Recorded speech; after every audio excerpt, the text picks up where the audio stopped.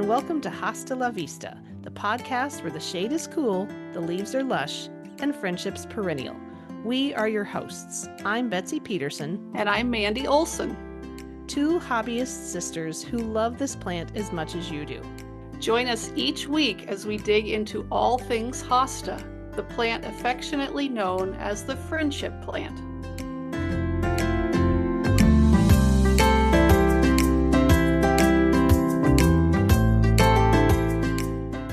Hello, Betsy. How are you? I'm good. How are you? I am doing okay. Yeah. I hear that you went to the Minnesota Hosta show. I did. It was really fun. It's the first one I'd gone to, and it was held up at the Bachman's main garden center in Minneapolis. Big, beautiful facility, and they have a meeting room near the back. And they had transformed the meeting room into a bunch of tables and things set up for cut leaf. And so they had a cut leaf show. They had a trough show, which I'm learning is basically a container show. Every time I hear the word trough, it makes me think of a pig trough, but that's not it. And then, of course, they had the educational displays, and they actually, talking to the director who organizes it, her name is Kim Larson, she said that last year they had 14 participants who entered leaves. They each brought, a dozen leaves or so. So they had a lot of leaves, but this year they had 28 participants. So it was double. And last year they didn't have any in the under 18 category. And this year they had 4. So that's wonderful. Did you enter a leaf? I did. I entered 5 actually from my garden. And then I gave, on the advice of Elisa Lenhart, I gave the boys a pair of scissors and I said, go cut one from the garden. And they did. I said, pick the biggest one you can find, find the plant you want, and then find the biggest leaf on that plant. So they did. Emery grabbed one from Royal Wedding and he earned a blue ribbon. And good. Bennett picked one from Captain Kirk, and he got a red ribbon. Wow. And then the 5 that I entered, I got 2 blue, 2 red, and a 3rd place. And it was great. Apparently, that plant is called Olive Bailey Langdon, Mandy, because nobody questioned it at all. Wow. I mean, I thought, okay, well, who knows? It may be Climax. It might be Olive Bailey Langdon. We don't really know. But that one got a blue ribbon. And then my little bitty golden tiara also got a blue ribbon. Oh, awesome. I never expect much out of golden tiara. Well, I remember from 4-H is first place was purple, and then there was blue, and then there was red, and then there was white. Did they do white? Well, the colorings are a little bit different. So in each of the different categories, they kind of have little lines delineating on the table where different. So if you have a large leaf that has a, solid color, that's one classification. If you have a large leaf with a variegation, but a light center, dark edge, that's one classification. The inverse is a different classification. So they had probably, I don't know, 25 different categories that you could enter leaves in. And the main prize that most people got was a blue ribbon. So that would have been considered first place. Okay. Then red was second, yellow was third, 4th was white. But within each of those classifications, you could win something called best in class. So that gave you a green ribbon, a bigger, fatter green ribbon. And then they picked, I think there were 5 that got to move up to the head table, and those were called best in section. And they got this 3-pronged, ribbon with the yellow and the blue and a big star in the center. And then there was one that got picked as best of show, and they got this huge pink and white ribbon that was really quite spectacular. And this year's show, that award went to a cutting of bloodline. That really? There was a mature clump of bloodline. So I don't know where that person found a mature clump of bloodline this early in 2025, because I feel like they're not even available in the nurseries yet. So anyway, that was really neat. And then I got a question. I got a Yeah. question. Could anybody walk into anybody's yard and pick whatever they want? And you know what I mean? Are you supposed to own the plant? Is there a Yeah, rule? good question. There's certain classifications like that you have to have grown the plant. Oh, okay. But they don't ask for verification, I guess, in order to answer Okay. your question. I mean, if there's somebody that really is dying to enter a hosta show, you could jump your yard and go cut a leaf and run away real fast. I mean, I don't know. Seems like I a just strange thing to do, but I okay. agree. I don't know. I have a box coming in from Seabright today, and I thought that there's some massive leaves on some of those. I'm like, I wonder what would keep you from just entering, Well, whatever. I guess a question I had is, what if a friend gives me the clump, I plant it in the ground so that it Yeah. technically is growing in my yard, but Yeah. then I take it cutting? I don't know. I'm not Yeah, I sure don't know. Okay. what the verification on all of that is, but anybody can enter. You don't have to be a member. But I think if you end up with like the top prizes, they would like you to enter, be a member, so then at least you can Sure. get, you know, whatever. Um, let's see. Oh, and then the boys each entered a leaf, and Emery got a blue for his royal wedding, and Bennett got a red for Captain Kirk. And then I made two educational displays. One was all about HVX, which the um, chairman of the state fair committee, the Hosta Society has a booth at the state fair.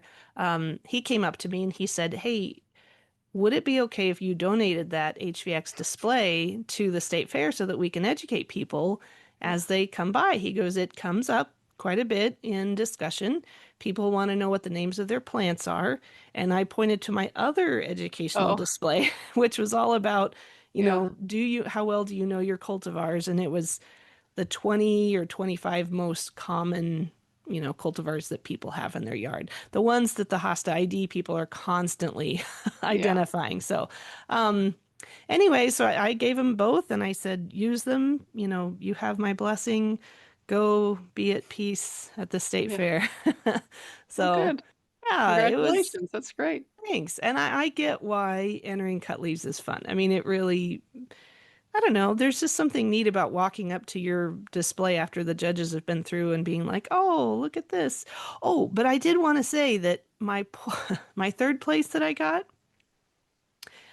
Do you remember that hosta at the bottom of my staircase when you first go down the deck and it's off to the left when you're coming down? It's between the house and the staircase. It's this beautiful unknown plant. It was listed as unknown hosta, and I Mhm. just bought it cheap. Well, I think you and I tried to identify it last summer, and it was like, well, it's probably June. Good luck if it's. I think it got third place, and I did verify with a judge. He didn't know what variety it was, but he said it's a lot closer to Touch of Class than it is Oh, June. He yeah. goes, so that's why we didn't give it any higher of a ribbon. And he goes, we actually gave you the benefit of the doubt on this one. He goes, if you had had other judges, they might have just said Dis unscorable or something. I was like, disqualified or yeah, yeah. yeah, yeah. He goes, but we thought we'd give you the benefit of the doubt. I was like, okay, well, and then there was a Touch of Class literally right next to it that looked a lot like it. So I thought, Did it? okay, Okay, so good. it's Well, now you either, know. yeah, it's either a seedling that, Yeah. looks a lot like it, or I'm just going to change the tag to say Touch of Class because Yeah. good enough Yeah. for me. Yeah. Well, So, great. Well, and I hear you went to the Minnesota Hosta garden tour too. yeah, that was really fun. I'd never done anything like that before. They got this big bougie bus that had air conditioning and seat belts, and like it was really nice. Um, and we went to 5 gardens around the metro, and we went to a lady in Eden Prairie, who had a really neat water feature, and she'd been working on her garden since 2011. Huge blue hostas, Mandy. I mean, Mm. she didn't actually know the name. She said she's had hosta specialists out to try and identify them, and they keep giving her different answers. And she's like, "Well, if they can't even decide, then Mhm. I'm not going to worry about it." Yeah. Like, yeah, those big blues can be hard to, you know, delineate. Um, and then we went to one in Lakeville, we went to two in Burnsville, we went to one over in Apple Valley. The Hosta tour guide named Kathy opened up her home to us to eat lunch there, and She had been in that location for 30 years. And Mandy, I mean, it looked like something out of a magazine. I mean, the Really? whole backyard is, Mm. it's got walking trails and paths and I mean, there had to have been minimum 500 different cultivars No. back there. Jeez. And they Yikes. were all huge. I mean, they were massive and it was real shady. It was just a beautiful, beautiful sight. And, I feel really lucky to have been able to go see that one. And then the last one we went to was over in Burnsville. It was the home of our vice president for the Minnesota Hosta Society, Billy. And Billy has like 1,700 cultivars on this Oh my gosh. acre and a half or 2 acres that he has. I think initially had decided he wanted to go into business and then life got in the way. And so he just has these, I mean, Oh, it would take you days to see all of them. It wow. was incredible. So actually, I'm trying to get him on the pod. So That'd be good. that'll be fun. Yeah, he's very charismatic person and would be a lot of fun to talk to. So Yeah. anyway, all said and done, it was Great. a fun weekend and very enjoyable and thanks to everybody who organized the event. Did anyone have any for sale or? No, not this time. It was at Bachman's, which is a big garden center up here. And so, of course, they had, probably, I don't know, 25 of the most Yeah. common Yeah. varieties for sale at there. And she said, I ran into one of the gals on the way out and I said, have your hostas been selling a lot? And she goes, oh my gosh, yes. Because the meeting room, you have to walk through the hosta section for sale to Mm. get to the meeting room, which I'm sure was not by accident. So, Mhm. Is that the place? Did you take me there when I was there? um, no, we went No. to Highland Nursery in Oh, St. okay. Paul and then we went to Gerton's. And so Bachman's was one that we didn't go to, but they Oh, have okay. several locations around the metro. And Okay. I think this is kind of their main headquarters, though, in Okay. Minneapolis. So, Well, great. Glad you had yeah, fun. yeah, it was a lot of fun. Well, listeners, I hope you enjoyed the update from the Minnesota Hosta Society. We are ready to present to you our episode with Dr. Mary Lewnes Albrecht. Enjoy!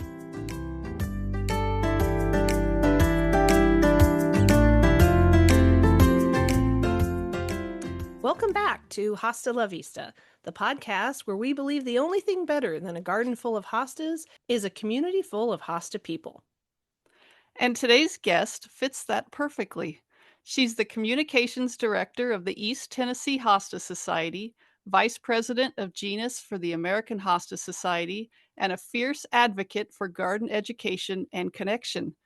We're thrilled to welcome Dr. Mary Lewnes Albrecht. Welcome, Mary. Thank you. Thank you. All right, well, let's start at the beginning. How did your interest in horticulture and hostas first take root? Well, to be perfectly honest, my earliest memories of horticulture go back when I was probably about 5 years old, helping my mom in the yard. Yeah. And I started college thinking, I love plants. I'm going to be a botany major. And then I found out, no, botany's not what I wanted. There's this other thing called horticulture. And so I changed my major. And as they say, the rest is history. And then hostas, um, I don't know how I got interested in hostas. I've always had a few in my gardens. And then I think it's when we moved into the house we're currently in, where we had a lot of trees and a lot of Mhm. shade, and hostas grow in the shade. And one thing led to another. And now I have about 225 to 250 different types of hostas. Wonderful. Well, tell me, what is the difference between botany and horticulture? I'm curious. Okay, in the fewest words possible, botany is the science of plants. Horticulture is the art and science of plants. We take Oh, the science and we apply it to how we produce plants, how we landscape with plants, how we use flowers and floral arrangements. We do interior landscaping. So it's really how humans take those plants and use them to our advantage. It's not just the pure study of plants. I gotcha. Well, that's interesting. Huh. I didn't know Well, that. I didn't either. So, what led you to get involved in local gardening organizations? That's a good question too. And I'm not too sure how I found out about the local Hosta Society, but when I retired from the University of Tennessee in Knoxville, the Institute of Agriculture, I became a volunteer at the UT Gardens, and my adopt-a spot is in the Hosta Garden. And I think that's probably how I first found out about the UT Hosta, excuse me, not the UT, the East Tennessee State Hosta Societies, because I loved hostas, and then I found out that they existed, and that's how I became a member. And before you know it, they got me hook, line, and sinker. What can I say? I get that. Yeah. Well, somewhere along the way, you landed at Kansas State University, which same for Betsy and I. What role did that experience play in your gardening journey? Okay, I had finished my doctorate and looking for a job. A former faculty member was department head at Kansas State, Dr. Tom Fretz, and I interviewed for a job and I got the job, and I had a teaching and research appointment. My teaching responsibilities was all about herbaceous plant material. So I Hmm. taught that course, how, teaching college students about the herbaceous plants, not the woody plants of the landscape, Mhm. but the herbaceous plants. And well, if I'm going to be teaching them about the plants, we have to grow the plants. And so we grew them. We had space on campus where we could display them. And so I've been, teaching students about gardening, but also teaching students about gardening from a commercial aspect. What plants are trendy, which ones are fading, what do they need to have in a garden center? What do they need to know about the plants to work with their customers? So it was more from the commercial side that I was into gardening. Huh. That's That's very fascinating. interesting. Yeah, and what years were you there? I was at Kansas State between August of 1980 until August of 1996 when I left to join the University of Tennessee, Knoxville. Wow. Okay. I'm So trying to think. right before us. Yeah. Yeah, I was Okay, gonna say okay. That I was started in the fall of 96, yeah. so yeah, Yeah. Oh, it would have been Interesting. right after I left that right semester. after. Okay. Interesting. Huh, Wow. interesting. Well, tell us about your first encounter with a hosta. Do you remember the variety? Oh gosh, no, I couldn't tell No. you. I have no clue. It's been so long. It was probably something in my mom's yard. It was probably an old solid green one, but I Yeah. have no, I have no recollection of that, sir. Well, do you have a favorite hosta right now? Oh, favorite hosta. I have a penchant for the big ones. I really like the large and the giants. Yeah. Blue umbrellas, which is a really old variety. We've had it in our garden for 20 years, is one I dearly love to look at. Yeah. It's under a dogwood tree and a hackberry, partly under a dogwood and partly under a hackberry. Yeah. But yeah, geez. Paul's Glory is another big one that I like. Liberty, Oh, yeah. stained glass. I've got one from a friend gave me, Summer's Rainbow, which is a sport of sum and substance, which is like this one's huge. It's just humongous. And there's Summer just Rainbow, that's one of David Bow's. okay. Oh. And if you actually, that one is one that probably is the one right now that when people come to the garden, they go, "Oh my God, what is Oh. that back there?" Because it It's a sticks up above other plants, and they're all like, oh. "Oh, what is that?" So yeah, I kind of like it. I like the big showy ones. The minis are nice, but they're mini. Yeah. I've got room for big stuff, so. I hear you. I hear That's you. exactly. Do you notice that some do better in Tennessee than, uh, any other place? You know, the humidity and all that? Well, what I have found is there are some, and I can't name you the varieties, but I'll see pictures on Facebook or, um, it's like they look gorgeous up north where it's Yeah. cooler, and then down here they don't get quite as big. Yeah. I don't think it's a humidity problem. I think it's more a heat issue. I tend not to grow a lot of minis just because they don't do well for us. I think their root systems aren't big enough, and so you have to put them in pots because they don't do well in the ground for me. Yeah. And then in pots, those pots can get pretty warm during the course of a day because they're not insulated from the ground. So, Sure. um, but that's just my supposition. I have no research evidence to prove that. I suppose that's a good research project. Well, sure. Um, I'll have to think about that one. But Yeah, that's there are interesting. some that I noticed, yeah, that you'll see pictures online. They do so much better up north, and but I also have noticed that where I am, the ones that are yellow or have a lot of white in them do have to have more morning sun Hmm. in order to do well for us to be able to build a plant that can then handle our heat.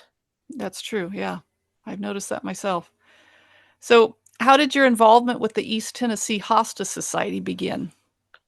Well, it began by, I think, me having my adopt a spot in the UT Gardens, Knoxville, which was is sponsored by the East Tennessee Hosta Society. So that's how I learned about them. And then somehow I joined, and they Yeah. got me hook, line, and sinker because, now I am their communications director. I love that title, communications director. I deal with their newsletter. I managed their website, and they were tickled to find someone who knew how to do websites. That was something I learned while working for a university. We used WordPress. They use a different software, but it's Yeah. it's a website. Sure. Um, and then I also managed the Facebook page, so all forms of communication. And Great. that's just, to me, it's fun. And they think I'm weird because I think it's fun. So. No, That's no, they're great. probably just super grateful to have somebody who knows how to do that, honestly. Yeah. Well, I've been working with desktop computers since about 1986. I think I was the first department member to get one because I was the one using the department's one desktop computer. And so the department head said, Mary, we're going to give you one. And that way it freed the other one up for other people to use. But I've been using it for a long time. I mean, I used Word Star, and then we moved on to Word Perfect, and then we moved on to Word. So I've been using a lot of different software and I'm not intimidated by it. To me, it's a fun, it's a challenge, Yeah. it's a game. Yeah. That's That's great. great. Yeah. All right, Mary, it's time for a segment we like to call Finish the Rhyme. We'll give you a stanza about a common hosta variety. You try and finish it. Are you up for it? We'll see. Okay, here goes. Its puckered leaves are near sublime, with glowing tones that shift through time. A modern twist, a chartreuse prime.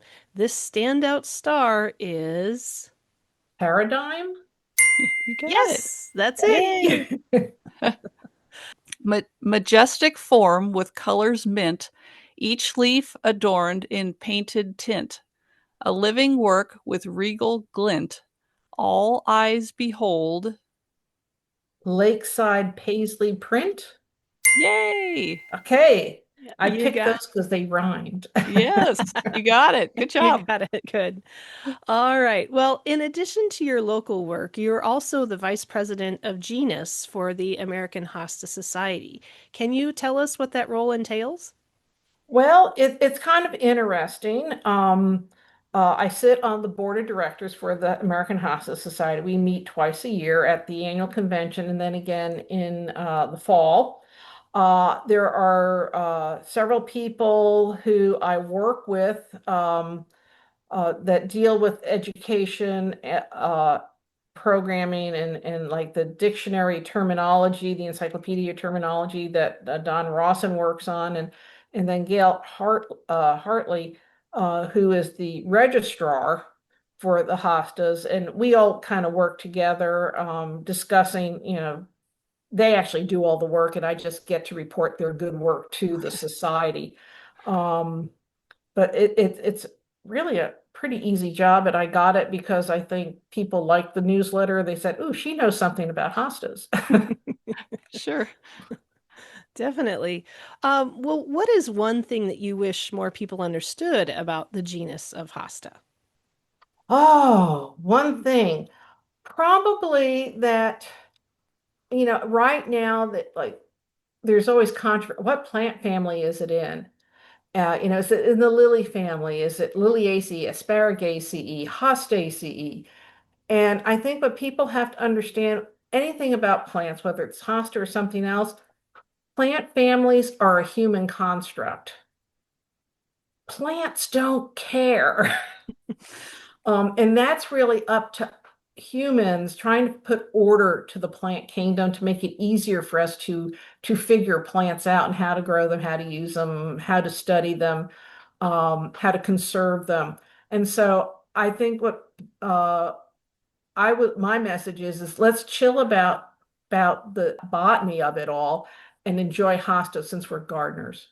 Mm. Yes, we're the official registrar of hosta cultivars, so we need to understand the science, but I think we need to just chill and learn to relax about the botany behind it all and just enjoy them for their beauty and what they do for nature, because we see hummingbirds on them and bees on them and Mm-hmm. just the different pollinators and that they do a lot for nature. And I think that's what we need to learn to appreciate. I That like is, that. Yeah. yeah, I was going to say that's very true. Very true. Well, you've been involved in Master Gardener programs. What kinds of personal growth or fulfillment do you see people gaining from joining? What I have seen with Master Gardeners, it's a narrow segment. It's here in Knoxville, in the Knox County Master Gardener program. I've also made some presentations to the Blount County and a couple others.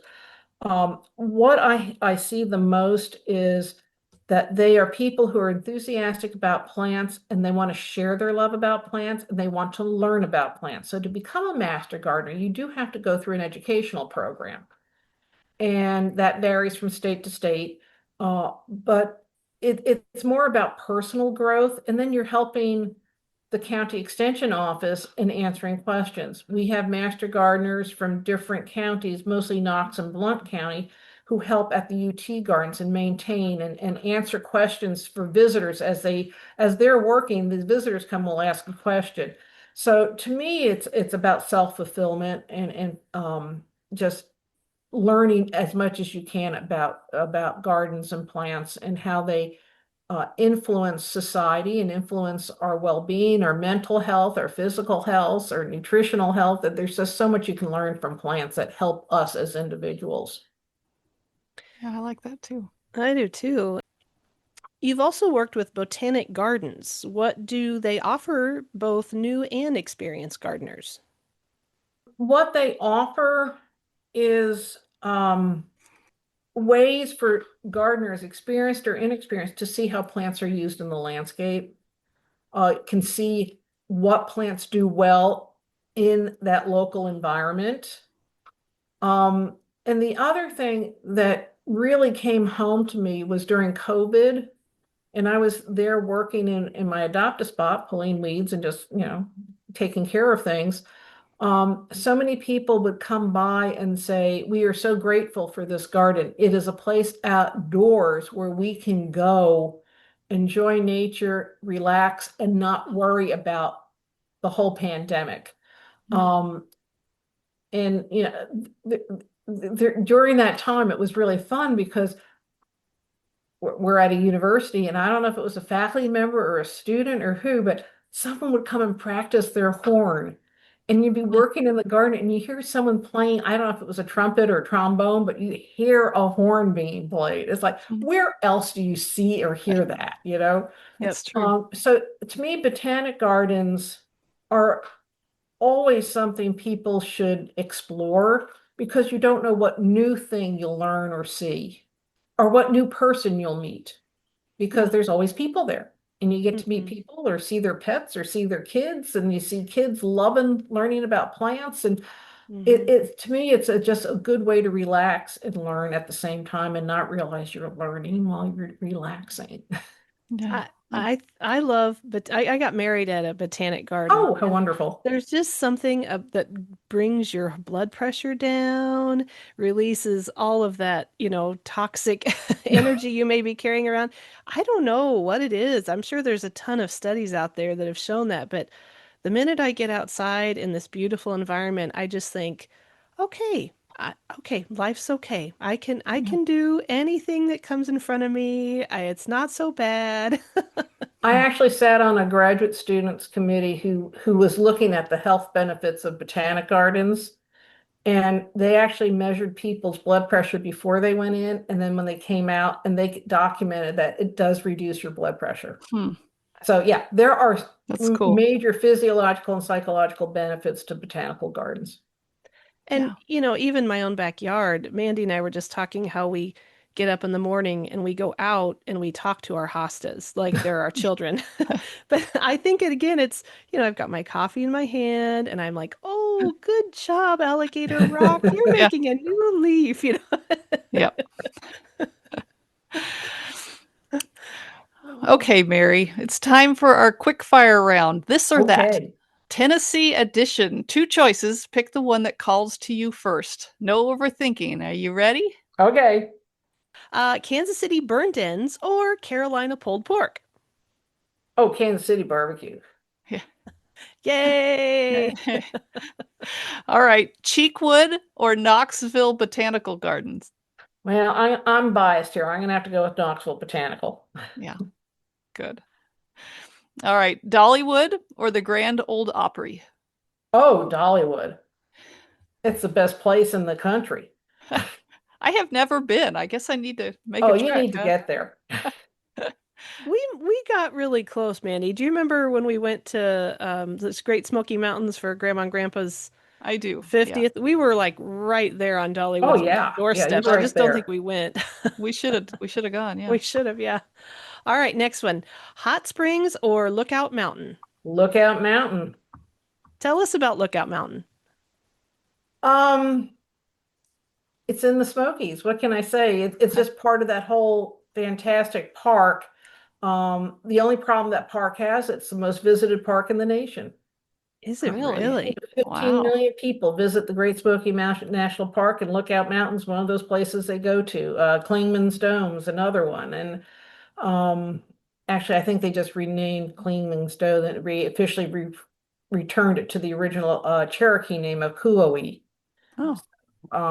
Wow. But it's it's just beautiful country. And Lookout Mountain, you get up there and you can see her forever. Where Hot Springs, it's hot water. Yeah. If I want to take a hot bath, I'll go in my bathtub. All right. Franklin or Gatlinburg? Well, again, I'm biased because I've spent more time in Gatlinburg than in Franklin. Franklin is, a suburb of Nashville. Gatlinburg is a suburb of the Smoky Mountains. Yeah. Mm-hmm. Yeah. All right, last one. New seedling or old favorite? I'm probably one of these old favorite types. Yeah. There's a lot of new stuff out there, but until it's tried and true, I kind of like the old stuff. That's fair. I get that. Yeah, I get that. All right. Well, you attended this year's American Hosta Society convention in Peoria. What were some highlights from your time there? Well, for me, the highlight was just meeting people who had a common interest. I actually connected with people who knew other people that I knew, so it's that network.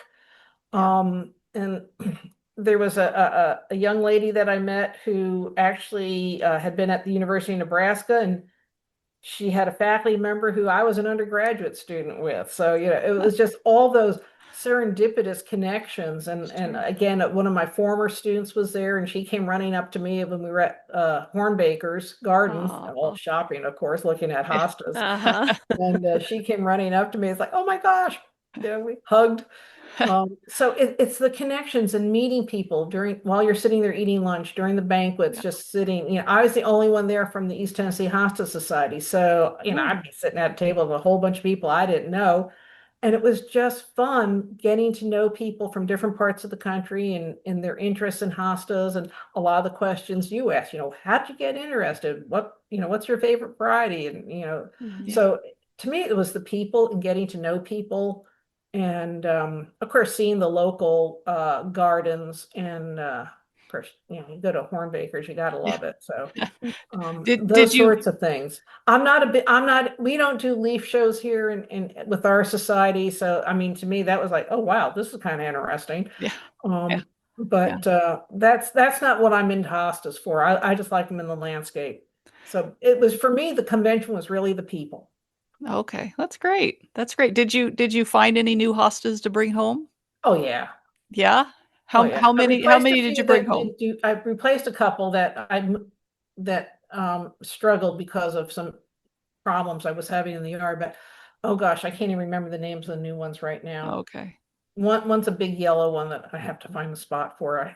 I think I know where it's going to go, but Well, since it's yellow, it needs a little bit more sun. did And you find just a few or did you fill your trunk? I restrained myself. I only came home with, besides the gift hosta for the registration, I think I came home with a total of 8 hostas. Oh, So I did pretty good. wow, that's great. Yeah, Well, that's and it a was like I drove, and so it was like over 90-degree heat, and I just didn't want to leave a lot of plants in the car I when I get it. made Yeah. stops along the way. So, Yeah. All right, but let's next year see. it's going to be in Columbus, Ohio, and that should be another good one. Actually, it's going to be in the community of Dublin, which is a suburb of Columbus, and I'm Oh, looking forward to that. So I'm just great. curious, how far of a drive was it to Peoria? It was like 9 to 10 hours. Okay. Okay.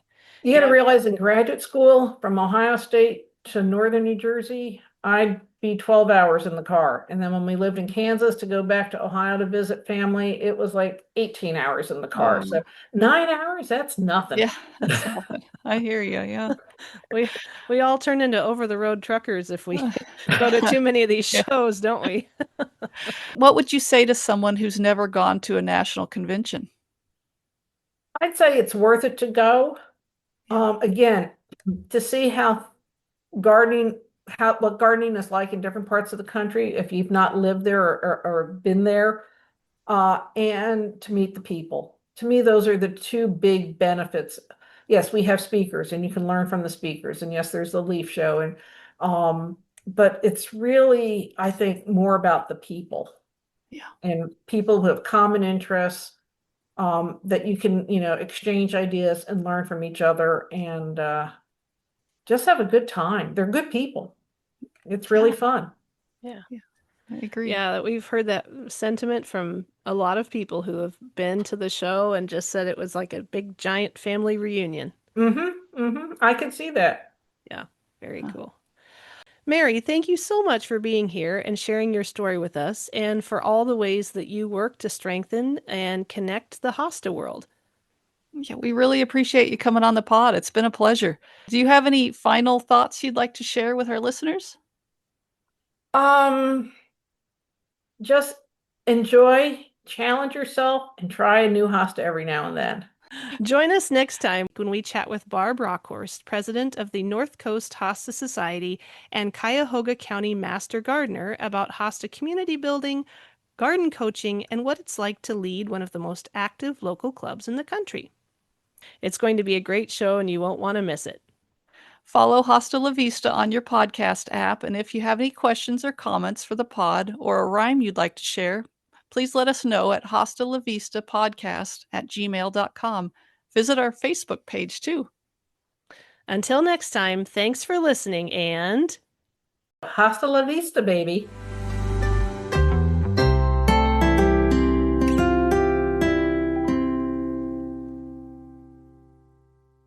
Never done one of these. This was first for me.